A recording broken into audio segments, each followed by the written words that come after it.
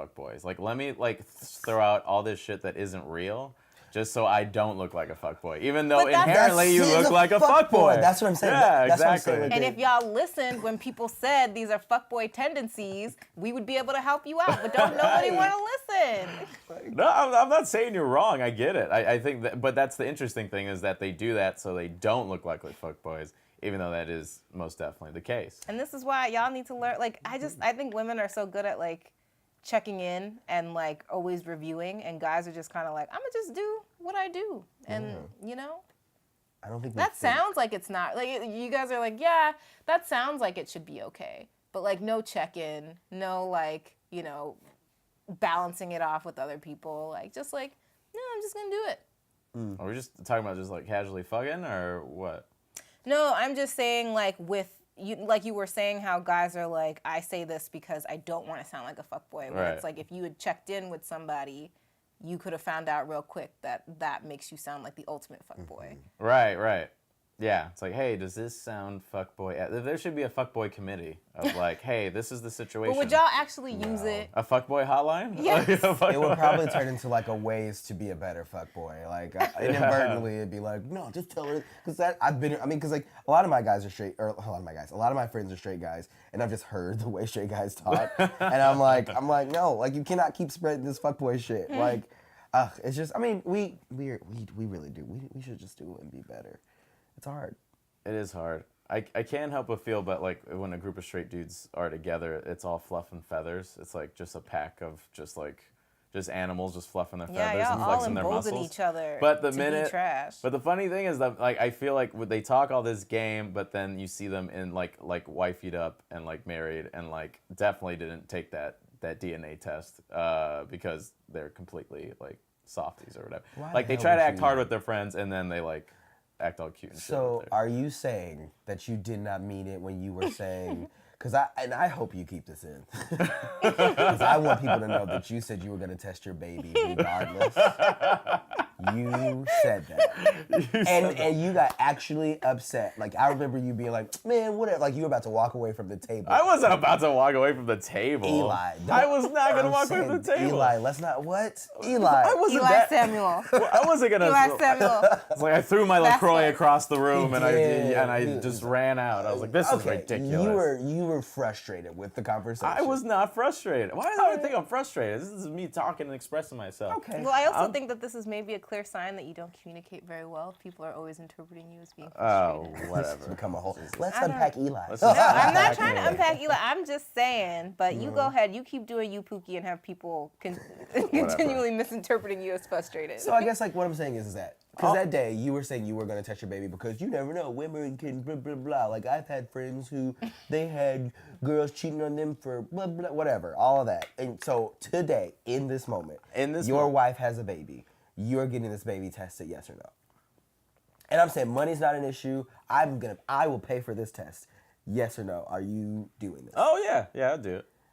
Trash. Trash is trash. But look at you that don't. Is trash. I love how you don't say what I said when we were talking about it though. What? I said everyone's different, and you should find someone who trusts each other that they both wouldn't want to test, and then I will find someone who's okay with me taking a test. You did. And that's that. the complexity of human beings, and that's why you find who you match with, You and that's did why that. it won't be a problem for either one of us. You did say that. I'm saying I do think it will be a problem because I don't think you will find a single woman in the world who is willing to marry you. So that means you would have to say before you get married, like when you're proposing, like, hey, I love you so much. I want you to be with me for the rest of my life. I completely trust you. But just know when we have babies, I am going to test them no matter what. Will you marry me? That is what you're going to have to say. It's going to be like those drug commercials where it's going to be like, I love you so much and we could spend all this time together and it's going to be so great. Also, we don't have to do a DNA test. I'm not going to do it. Just for 2 easy payments. And then go back to that. I guess I'm just so curious about this desire to want to test your baby. Like, I just feel like if you are marrying someone, giving someone the ultimate commitment, like that should just be it. Yeah, it's an insurance. So like say prenups. But then it's like, why the fuck are you marrying That's this person? how I feel. I think specifically with the baby, I think prenups are different because you as a person can change. Like you literally change, but your baby is always gonna be your baby, and like I trust that you know of. I'm just saying, when I say people change, it's like, I think prenups are fair because if we marry each other and both of us are like equal, and then I, separately from our marriage, build an empire, build all these things, I do not think that you deserve any part of that if you did not help with that. I think that's 100% fair. Right. So that's why I think that's the difference with prenups. But your child, you have no reason to believe that your spouse cheated on you, and you are going to just test this baby. I don't know how passionate you are about this. Because you're not going to find a woman who's like, sure, yeah, that makes sense. Because any woman that you are like, I'm going to test this baby, she's going to cuss you smooth the fuck out. And then, I don't remember if it was you or if it was Tristan, or you or our other friend. I don't remember which one of you said it, but one of you were like, well, I would just swab the baby's mouth and do it on my own. And I'm like, and then she's going to have to kill you because not only did you disrespect me, then you went behind my back and tested this child. This is why, oh God. It was so funny. I said, that's nuts. I don't think, I honestly don't think anyone would do that. And I don't think I probably would. So then why y'all saying at a certain like, point? Because it's funny. It's hilarious. Ooh, fuck boys. It would just be like, yeah, like, would you do that?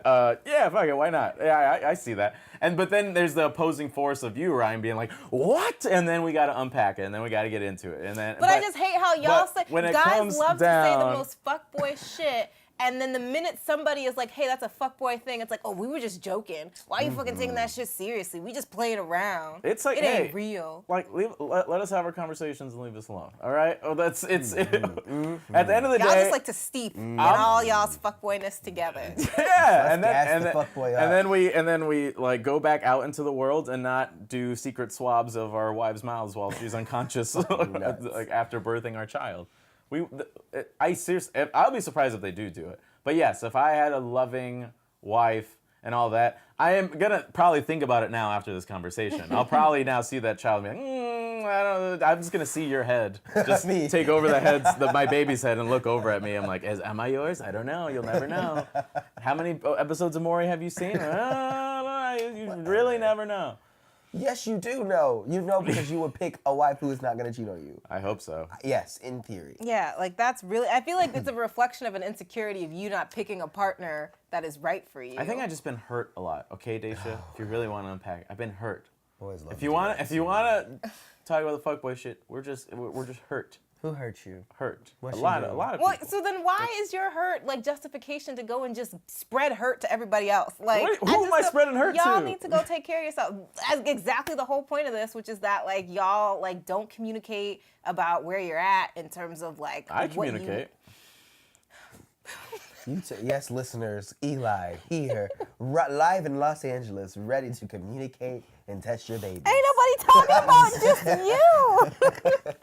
I don't know. Okay, it just sounds like you're coming at me. Oh if I'm wrong, please tell me I'm wrong. Sounds like it's about. It sounds like it's. What do you think of yourself? I just can't keep up when you say that, like y'all. Then you talk about me, and then you say y'all.